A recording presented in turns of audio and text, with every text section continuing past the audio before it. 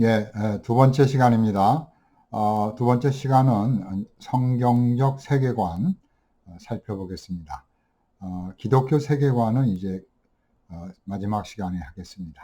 그래서 기독교 문화론을 이해하기 위해서 기독교 세계관을 또 말씀을 드리고, 또 기독교 세계관을 이해하기 위해서는 그 근본과 기초가 되는 성경적 세계관을 말씀을 드리는 겁니다. 그래서 성경적 세계관, 또 기독교 세계관, 또 기독교 문화관, 이렇게 이제 연결해서 이제 다음 시간에는 이제 다음 주는 문화와 또 기독교 문화에 대해서 본격적으로 강의를 하겠습니다. 오늘은 이제 기독교 문화를 잘 이렇게 서포트할 수 있는 그런 기독교 세계관에 대한 것들을 이렇게 말씀을 드리고 있습니다. 자, 그러면 이제 성경적 세계관에 대해서 지난주에 요 말씀을 이렇게 드렸죠. 요 전 시간에. 그래서 요 참고문은 최재호 박사님, 필라델피아 웨스트민스터랑 같은 동문인데, 믿음은 세계관의 전쟁이다. 아주 멋있는 책을 썼습니다. 여기 누르시면 평가가 나와 있으니까 한번 살펴보시고, 고신대학교에서 총장을 하셨던 정광식 박사님, 성경적 세계관에 대한 글을 쓰셨습니다. 자, 그래서 요 성경적 세계관은 성경의 관점에서 성경을 의지하고 믿음으로 세상을 바라보는 그런 시스템, 그런 인식을 우리가 성경적 세계관이다, 이렇게 말씀을 드렸습니다. 자, 그러면 이제 성경적 세계관을 우리가 어떻게 정립해야 되는가, 성경적 세계관을 어떻게 우리가 이제 구도를 보고 내용을 보고 또 그런 방향이 어떻게 되어지는지에 대해서 성경적 관점에서 성경적 세계관을 살펴보겠습니다. 그래서 성경적 세계관은 첫 번째로 성경에 대한 올바른 해석과 관련이 되어 있죠. 그래서 성경을 바르게 해석해야 성경적 세계관이 나올 수가 있는 겁니다. 그래서 성경적 세계관이 어떻게 세워지는가? 바로 성경과 세계의 상호 관계에 대한 올바른 해석, 성경을 올바르게 해석하고 또 세계를 올바르게 볼 수 있고, 또 이 두 관계를 성경적으로 세계를 바라보는 그 관점 속에서 성경적 세계관이 정립이 되는 것이죠. 성경적 세계관의 내용들 하면 이건 이제 특별히 이제 화란 네덜란드에서 이제 개혁 신학자들에 의해서 이제 이렇게 시작이 된 내용인데, 보통 세계관의 이런 아주 중요한 틀입니다. 창조, 하나님께서 이 세상을 창조한 창조와 또 인간의 타락으로 인해서 이제 피조물이 이제 파괴되고 인간이 이제 문화와 사회를 파괴하는 거죠. 그리고 그런 인간이지만 죄인이지만 하나님의 사랑으로 그리스도께서 오셔서 우리를 구속해 주시는, 그리고 하나님 나라로 완성해 가는 이런 창조, 타락, 구속, 완성, 이 네 가지의 그런 관점이 아주 전형적인 기독교 세계관 혹은 성경적 세계관의 그런 근본적 틀입니다. 자, 존재하는 모든 것, 즉 보이는 세계와 보이지 않는 영적인 세계, 천사들, 이런 모든 세계는 하나님에 의해서 창조가 되었다. 그걸 믿어야 되는 거죠. 또한 그 하나님의 섭리 속에서 모든 피조물들이 보존되고, 또 하나님의 의지에 의해서, 하나님의 뜻과 의지에 의해서 그것이 설계됐고, 하나님의 그 뜻에 의해서 또 움직이는 거죠. 하나님이 기뻐하심에 따라 이 모든 것이 창조되었고 설계되었고 모든 일들이 구성이 되어 있습니다. 하나님의 작정에 의해서 모든 일들이, 우리의 구원의 문제, 예수님이 오시는 문제, 우리의 타락까지도 하나님께서 다 이렇게 작정하신 거죠. 디크리, 영어로 작정. 작정은 모든 것들에 대한 하나님의 정하시는 그런 사역을 우리가 작정이라고 그러죠. 예정이라는 것은 모든 것들, 특별히 인간의 구원, 그리스도가 오시는 그런 참 구원과 관련해서 하나님께서 작정하고 정하시는 것. 그걸 우리가 예정이라고 합니다. 그래서 이걸 믿는 거죠. 성경적 세계관은 하나님에 의해서 만들어지고 이루어지고 하나님의 뜻에 의해서 목적이 완성이 되어 간다. 이게 이제 성경적 세계관의 중요한 내용 가운데 들어있는 거죠. 또 인간이라는 존재는 하나님의 형상으로 만들어졌지만 아담의 죄로, 우리 조상의 죄로 우리 모든 사람들이 전가되온 거죠. 그래서 그거 우리가 아담은 대표죠. 우리 대표 원리가 그리고 우리에게 전가되어서 아담의 죄가 우리 모두에게 전가되어서 우리 모두가 다 죄인인 거죠. 그래서 우리의 삶, 피조물, 생태계 모든 것까지 다 이제 외우게 되는 것입니다. 하나님의 이제 그 계시 밖에서는 우리가 성경 이외에서 우리가 하나님의 뜻을 알 수가 없죠. 구원의 뜻을 알 수가 없습니다. 일반 계시, 일반 은총으로는 우리가 하나님의 그 구속의 목적을 알 수가 없죠. 아무리 천문학을 하고 분자 생물학을 하고 유전자를 연구해도 신비스럽고 뭔가 특이한 것은 알지만 거기에서 구원이 나오고 하나님의 사랑이 나오고 예수 그리스도의 사랑을 일반 계시 속에서는 알 수가 없는 거죠. 따라서 성경 이외의 어떤 구속사적이고 목적적이고 하나님의 목적적이고 그런 또 점진적인 구속 계시의 그런 점진적 역사를 알 수가 없는 겁니다. 또한 역사는 하나님의 여러 목적들을 이루는 하나님의 주권이 실현이 되고 있는 그런 현장이죠. 그런 장소가 바로 역사죠. 그래서 보편사라는 것, 또 판넨베르 같은 사람들은 이런 모든 역사의 현장을 다 계시다. 아주 계시를 많이 확대했죠. 그러나 이제 그렇게 되면 조금 이런 보편 그런 역사를 계시로 보게 되면 이제 문제가 또 심각하죠. 우리는 역사 속에 보편 역사 속에도 하나님의 계시가 있지만 동일하게 볼 수가 없는 거죠. 특별 계시로 볼 수 없는 거죠. 보편 역사를. 또 보편 역사를 하나님의 모든 구속사로 볼 수가 없는 거죠. 구속사는 우리를 구원해 주시는 하나님의 역사는 세속사와 함께 세속사 혹은 보편사와 함께 있는 것이죠. 공유되어 가는 것이죠. 하나님의 구속사 속에 세속사가 있는 거죠.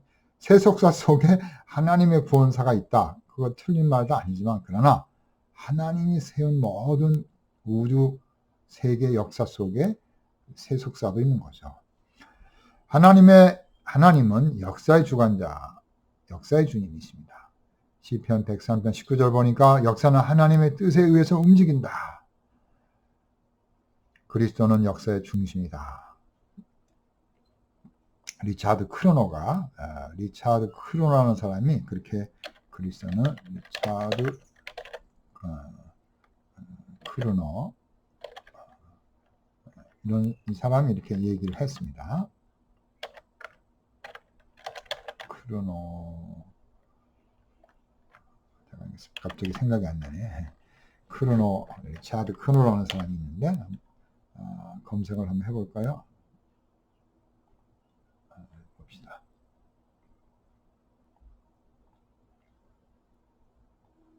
리차드 크로노.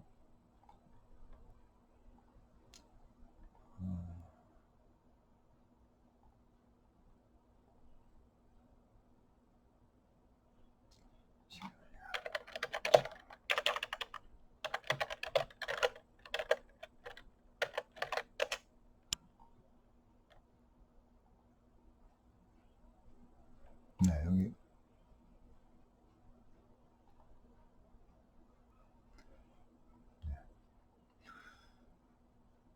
2018년에 제가 만든 문서인데 간단하게 만들었습니다. 스페링 KR이거든요. KRONER. 유대인 혈통의 그 독일의 절대 관념주의자이군요. 유대인 혈통의 그래서 칸트로부터 헤겔까지라는 이런 참 책을 썼는데 그는 절대관념론, 특별히 이제 헤겔 학파의 그런 보편적인 걸 강조하는 거죠. 그래서 독일 관념론의 고전적 역사를 다루고 있습니다. 이제 리차드 크로너가 예수 그리스도는 역사의 시작이요, 역사의 중심이고 역사의 마지막이다, 이런 유명한 말을 했습니다.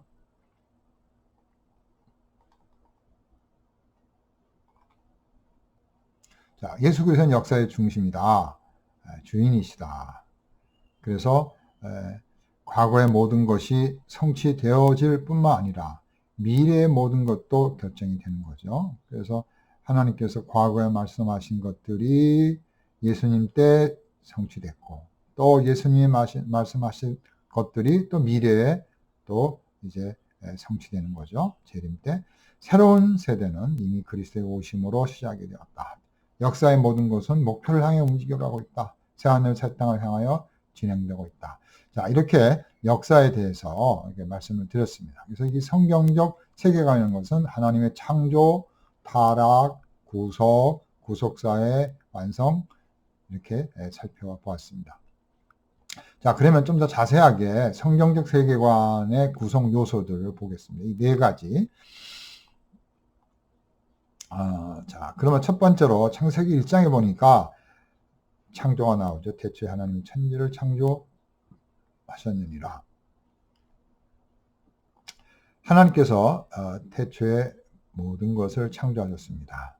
창조주 하나님, 그 창조주 하나님은 그 피조물을 통치하시고 피조물을 보존해 주시고 또 우리 인간들과 또 피조물과 협력을 하는 거죠. 하나님의 목적을 이루기 위해서 협력이 나오죠. 협력이라는 것은 하나님이 뭐가 부족해서 인간을 써가지고 뭔가 협동사역을 하는 것이 아니라 하나님께서 기쁘게 사도 바울을 복음 전도의 협력자로 쓰는 그래서 그게 바로 하나님의 섭리를 이루어가는 거죠. 하나님의 뜻에 의해서 다윗이나 사도 바울이나 베드로를 쓰시는 거죠. 그걸 우리가 협력이라고 합니다. 그래서 협력, 보존, 통치가 섭리의 세 가지 요소입니다. 하나님은 창조하시고 섭리하신다. 통치, 보존, 협력. 자, 그리고 이제 하나님께서는 또 인간을 창조하셨죠. 통치를 대행시키는 생물, 과거, 번성어, 땅에 충만하라. 모든 것을 다스리라. 그러니까 하나님께서 인간으로 하여금 바로 통치권을 대여해 주신 거죠. 자, 이런 멋진 인간이지만 그러나 우리 인간에 대해서 여러 또 그런 관점이 있죠. 그래서 창세기에 나오는 인간의 조상 얼마나 되었는가, 생물학적 이런 또 이야기가 나오는 거죠. 생물학적 또 진화론적 이런 또 논쟁들이 여기 또 나오게 됩니다. 자, 섭리의 하나님, 하나님께서는 노아, 또 아브라함, 다윗, 또 요셉, 다니엘 이런 하나님의 백성들을 하나님께서 인도하시고 보호해 주시고 하나님의 구원 사역을 이루는 도구로 쓰시는 거죠. 그래서 그리스도를 통해서 섭리가 구속 섭리가 이제 십자가에서 이루어지고 또 예수님이 다시 오심으로 미래에 또 완성되신다. 이렇게 이해하시면 될 것 같습니다. 자, 이렇게 창조, 성경적 세계관 속에는 이런 창조가 구성 요소 중에 첫 번째 나온다. 타락이라는 것은 하나님의 형상에 이제 왜곡이 오는 거죠. 그래서 오늘날에 이런 타락한 인간으로서 참 부패하고 또 이런 세계관과 문화관, 오늘날 이런 폭력과 차별, 이런 불평등, 많은 그런 아픔을 바로 우리의 타락 속에서 찾을 수가 있습니다. 그래서 우리가 그런 문화를 볼 때, 또 세계관을 볼 때 바로 인간의 타락 속에서 우리가 관찰해야 하는 거죠. 자, 이제 세 번째로는 구속이죠. 하나님께서는 인간이 타락했지만 예수 그리스도를 통해서 선택되고 구원받은 자, 중생하고 거듭난 자들을 통해서 이제 또 하나님의 역사를 이루시는 거죠. 그래서 이 구속을 통해서 하나님께서는 인간을 회복시켜 주시고 왜곡된 타락된 세계를 회복하시고 또 타락한 문화와 그런 우리의 삶을 새롭게 회복시켜 주시는 것이죠. 그걸 우리가 구속이라고 합니다. 그래서 우리가 구속의 관점을 봐야 된다. 지나치게 타락만 부정적인 것만 볼 것이 아니라 이거는 긍정적이고 회복적인 이런 관점을 또 우리가 그리스도 안에서 발견하자. 마지막으로 기독교 세계관 속에서 중요한 요소는 바로 완성이죠. 그래서 우리가 참으로 창조, 타락, 구속, 완성, 마지막 하나님 나라 속에서 완성되죠. 그래서 하나님 나라는 이미 시작이 되었죠. 하나님 나라가 여기 있다 저기 있다 할 것이 아니요 이미 너희들 가운데 시작이 되었다. 두세 사람이 내 이름으로 모인 곳에는 내가 항상 있겠다. 이미 하나님 나라가 시작이 됐습니다. 그래서 오스카 쿨만은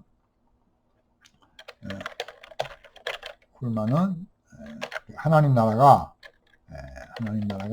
이미 already 나렛 그러나 아직 완성되지 못한 하나님 나라는 이미 시작이 되었는데 이미 임하였죠. 하나님 나라가 지금 우리에게 있는 거죠. 우리가 착각하고 실수하고 기독교 문화관이 이렇게 바르게 정립이 못 되는 이유는 두세 사람이 교회가 하나님의 말씀이 있는 곳에는 하나님의 나라가 임했고 하나님의 통치가 임한 건데 그걸 망각하면서 우리가 실수를 하는 거죠. 성령이 역사하는 것, 결국 하나님 나라가 임하는 것이죠. 하나님 나라가 시작이 되는 것이죠. 하나님 나라는 이미 시작되었습니다. 그러나 완벽하게 완전하게는 완성이 안 됐기 때문에 기다리는 거죠. 그 나라 하나님 나라가 이렇게 임해서 시작이 되고 있고 이제 하늘로부터 예수님 오심으로 파루시아 때 하나님 나라가 이렇게 임하는 그래서 요 시점이 바로 예수님의 재림의 시점이죠. 그래서 이미 임하여 시작된 하나님 나라와 오고 있는 하나님 나라가 마주치는 거죠. 종말이라는 것 종말론하고 관계되죠. 그래서 마지막을 다루는데 개인의 종말은 죽음이고 또 인류의 종말이라는 것은 이제 바로 그러니까 인류의 마지막은 우리가 종말이라 이렇게 부르죠. 파루시아라고 부르죠. 재림으로 부르죠. 자, 그래서 안토니 후쿠마라는 사람이 종말론을 썼는데 이 페이지에서 역사의 의미를 잘 이렇게 설명을 하고 있습니다. 그래서 그래서 특별히 헬라적 역사관, 순환적이라는 거죠. 이렇게 늘 이렇게 돌아간다는 거죠. 이렇게 좀 발전을 하지만 돌고 또 같은 일이 반복이 된다는 거죠. 그러니까 끊임없이 윤회적이죠. 반복이 된다는 거. 그러니까 시작이 있으면 끝이 없는 거죠. 그냥 이 사람들은 시작을 그렇게 명료하게 보지도 않고 그래서 역사라는 것은 있던 그대로 이렇게 돌아가면서 또 있던 일이 또 과거 일이 현재에 또 일어날 수 있고 또 현재 일은 미래에 또 일어날 수 있는 끊임없이 이렇게 순환적으로 되어가는 반복되는 이런 것을 이제 헬라적 역사관이라고 그러죠. 그러나 히브리적이고 성경은 뭐예요? 창조의 시작이 있고 하나님 나라가 이미 시작이 됐고 하나님 나라가 오고 이 역사는 심판을 받고 마지막에 있고 완성이 되어가는 그런 직선적 또 초월적 그런 역사관이죠. 성경의 역사는 하나님의 여러 목적을 이루는 작업이다. 이게 구속사죠. 또 그리스도 중심, 하나님 중심, 새로운 하나님 나라가 시작이 된 거죠. 그래서 역사는 그냥 있는 대로 사건이 벌어진 대로 그것이 역사가 아니라 우리 기독교적 역사관은 분명한 목적이 있는 거죠. 무슨 일이 일어났다, 무슨 사건이 벌어졌다, 복음으로 전했다, 또 복음이 증거되고 부흥운동이 일어났다, 회심이 일어났다, 개인의 또 단체, 교회, 선교, 또 기독교적인 문명, 문화가 일어났다. 이 모든 것들은 다 의미가 있고 새하늘 새 땅과 연결이 되어 있는 거죠. 자, 미래의 기독교 문명, 미래와 기독교 문명 혹은 기독교 기술 문화 이렇게 이제 관련해서 한번 봤습니다. 그래서 윌리엄 깁슨이라는 이런 사람이 이렇게 미래는 이미 와 있다. 단지 널리 퍼져 있지 않을 뿐이다. 라는 유명한 말을 했어요. 오래전에. 그래서 이 말이 이제 좀 더 어떤 기술적인 테크놀로지컬한 그런 이제 시간을 말하는 건데, 자꾸 에르윈이라는 사람은 역사를 들여다보면 모든 기술은 당초부터 예측 불가능한 2차 효과를 품고 있다. 그래서 기술 없이 지내는 것보다 더 끔찍한 결과를 낳는다는 것이 엘룰의 주장입니다. 2차 효과는 차라리 기술이 이런 기술 문명이라는 것이 또 여러 그런 사건을 또 그러니까 어떤 기술이 있는데 뭐 칼을 만들었으면 칼도 끔찍하잖아요. 뭐 농사 질 때 뭐 자를 때 칼이 중요하지만 그 칼을 가지고 이제 어떤 2차적인 그런 또 안 좋은 일을 하는 거죠. 사람을 죽이고 그렇게 했을 때는 엄청난 그런 파급적 그런 영향이 나타나기 때문에 그게 참 문제가 된다는 것이죠. 또 어떤 컴퓨터를 만들면 컴퓨터를 통해서 또 이런 뭐 나쁜 짓들을 한다든지 사이버 폭력이라든지 또 보이스 피싱을 한다든지 이런 2차적인 나쁜 이런 것들을 만들어내기 때문에 기술이라는 것은 중립적이지 않고 많은 나쁜 사람들, 부패한 사람들에 의해서 조정당하고 가치가 중립적이지 않고 나쁜 쪽으로 간다. 이게 이제 자꾸 엘렐의 견해입니다. 자, 기술 문명과 한번 기술 문화와 한번 설명을 시간과 말씀을 드렸습니다. 자, 성경적인 세계관의 여러 주제들을 보겠습니다. 이 48번은 이제 이 기독교 세계관 여기서 이제 제가 퍼왔는데요. 성경적인 주제들이 참 이렇게 많이 있는 거죠. 우주, 하나님 창조한 우주 공간, 또 인간은 어떤 존재인가, 또 하나님 삼위일체 존재는 뭔가, 종교는 뭔가, 과학은 어떤 의미가 있는가, 또 국가의 의미는 뭐가 있는가, 하나님과 국가의 관계, 또 문화, 이런 것들이 바로 성경적 세계관과 관련이 있다. 이런 주제들을 이렇게 연결해 놨습니다. 자, 그러면 이제 성경적 세계관을 어떻게 우리가 실현할 수 있는가? 우리의 삶 속에, 우리 개인의 삶 속에 이런 성경적 세계관을 우리가 이제 실천해 내는 거죠. 그래서 예수님과 바울의 그런 견해를 한번 봤습니다. 예수님은 어떻게 이런 걸 실현했는가? 자, 예수님은 바로 모든 세계는 예수 그리스도의 중심이죠. 역사의 중심, 문화의 중심. 스킬더가 보는 대로 또 크로노가 보는처럼 역사의 중심. 시편 기자가 보듯이 모든 역사의 중심이 하나님이죠.